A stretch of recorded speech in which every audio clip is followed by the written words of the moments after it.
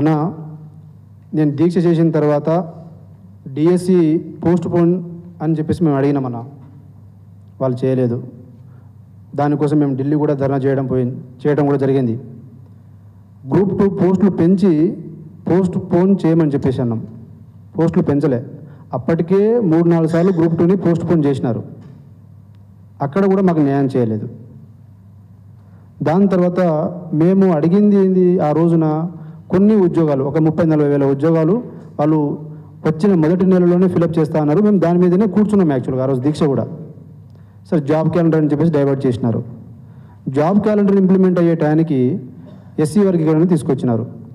SC వర్గీకరణకు 2 నెలలు time అడిగి 8 నెలలు తిప్పినారు. 8 నెలలు అయిపోయింది కదా, మరి వర్గీకరణ అయిపోయింది కదా, మరి మాకు నోటిఫికేషన్స్ ఎక్కడ అని చెప్పేసి మేము అన్ని పార్టీలను కలుసుకుంటూ రిప్రజెంటేషన్లు, అన్ని సంఘాలను కూడా మేము రిప్రజెంటేషన్ ఇచ్చినాం.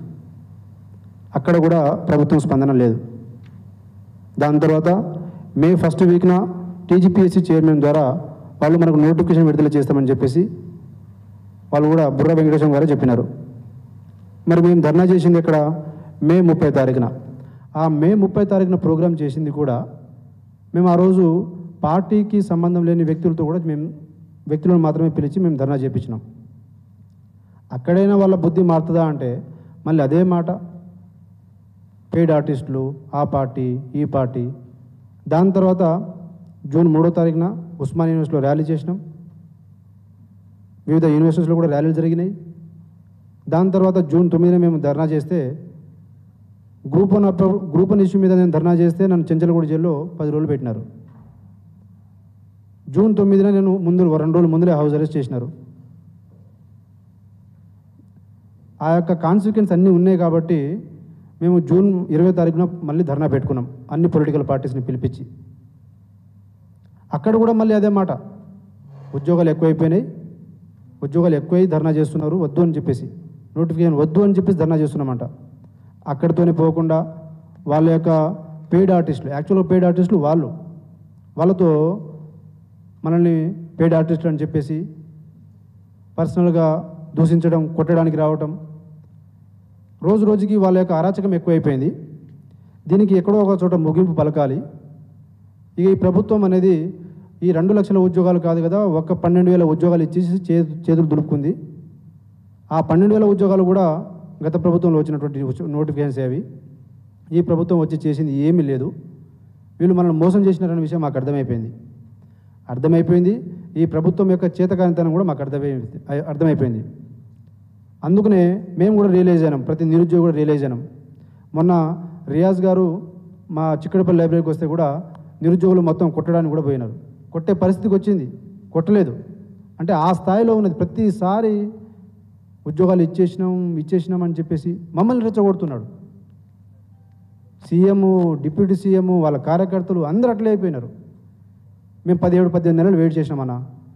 కాబట్టి ఇక మేము తాడో పేడో తేల్చుకుందామని చెప్పేసి ఈ నిరసనలు, శాంతియుత ర్యాలీలు కాదు, హలో నిరుద్యోగి చలో సెక్రటేరియట్ ముట్టడి అనే కార్యక్రమాన్ని తెలంగాణ వ్యాప్తంగా ప్రతి నిరుద్యోగి కదిలి వచ్చి, మరి వాళ్ళు కదిలి రావడానికి సిద్ధమే ఉంటారు.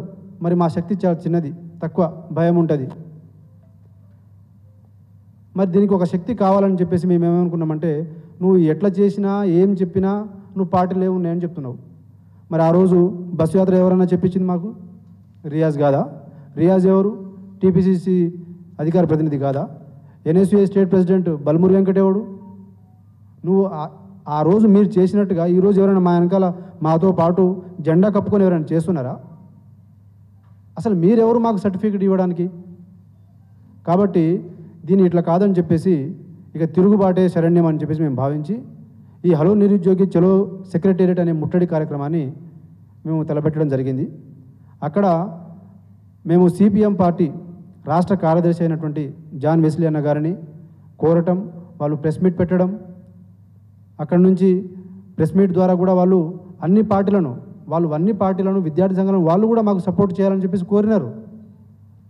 కోరిన తర్వాతనే మేము ఇక్కడ బీఆర్ఎస్ పార్టీ ముఖ్య నాయకులుగా ఉన్నటువంటి మిమ్మల్ని మేము అప్రోచ్ అవ్వటం, రిక్వెస్ట్ చేయటం. యాక్చువల్గా ఒక పోస్టర్ రిలీజ్ అంటే చేపించుకొని పోవచ్చు, కానీ కాదన్నా, మాకు మాట్లాడాలి, మాకు అండగా నిలబడాలి, పిల్లలకు భరోసా నిలబడాలి.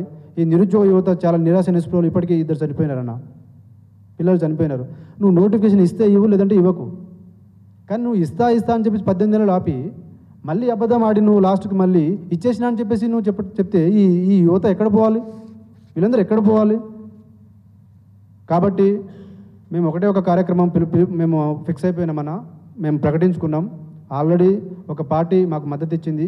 మీరు కూడా మాకు మద్దతు ఇవ్వాలని, మీరు మాతో పాటు బీఆర్ఎస్వి విద్యార్థి విభాగం కావచ్చు, యోజన విభాగం కావచ్చు, బీఆర్ఎస్ పార్టీ మొత్తం అవుట్ రైడ్గా మా యొక్క ముట్టడి కార్యక్రమంలో మేము చేసే యొక్క ఉద్యమంలో మాతో పాటు వెన్నుదన్నుగా ఉండాలని చెప్పేసి బాజాప్తగా అడుగుతున్నాం.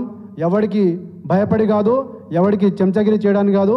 మేము వాళ్ళలాగా పెయిడ్ ఆర్టిస్ట్ లాగా వాడు నీ పార్టీ ఉన్నది, ఈ పార్టీ ఉన్నది చెప్తే నీ దగ్గర ఏ సర్టిఫికేట్, బి సర్టిఫికేట్ తీసుకోవడానికి మేమైతే సిద్ధంగా లేమన్నా. మేము చేతులు జోడించి అన్ని పొలిటికల్ పార్టీస్ని కలుస్తున్నాం. మిమ్మల్ని కూడా కలిసి మేము రేపు చేయబోయే హలో నిరుద్యోగి చలో సెక్రటరియట్ ముట్టడి కార్యక్రమాన్ని మీరు అందరూ కూడా, ప్రతి ఒక్కరు కూడా వచ్చి మా యొక్క కార్యక్రమాన్ని ముందుండి నడిపించాలని మేమే కోరుతున్నాం. మీ దిక్కున్న చోట చెప్పుకోపోరి, కాంగ్రెస్ పార్టీ దిక్కున్న చోట పోయి చెప్పుకోపోరి. ఇక్కడ కూడా పరిష్కారం కాకపోతే ఢిల్లీ నడి బొడ్డున ఈ సోనియా గాంధీ బొమ్మను, ఈ దిష్టి బొమ్మ కూడా మేము చేసి వస్తాం. ప్రియాంక గాంధీ కావచ్చు, రాహుల్ గాంధీ కావచ్చు, వీళ్ళని మాత్రం మేము విడిచిపెట్టొద్దని మేము ఈ ఒక్క ప్రోగ్రామే కాదన్నా, ఇక మీదట మేము ఇక ప్రతిసారి మేము చెప్పాము, ప్రతి ప్రోగ్రాంలో, ప్రతి నిరసన కార్యక్రమంలో మీరు మాకు అండగా నిలబడాలనేదే మా యొక్క రిక్వెస్ట్ అన్న.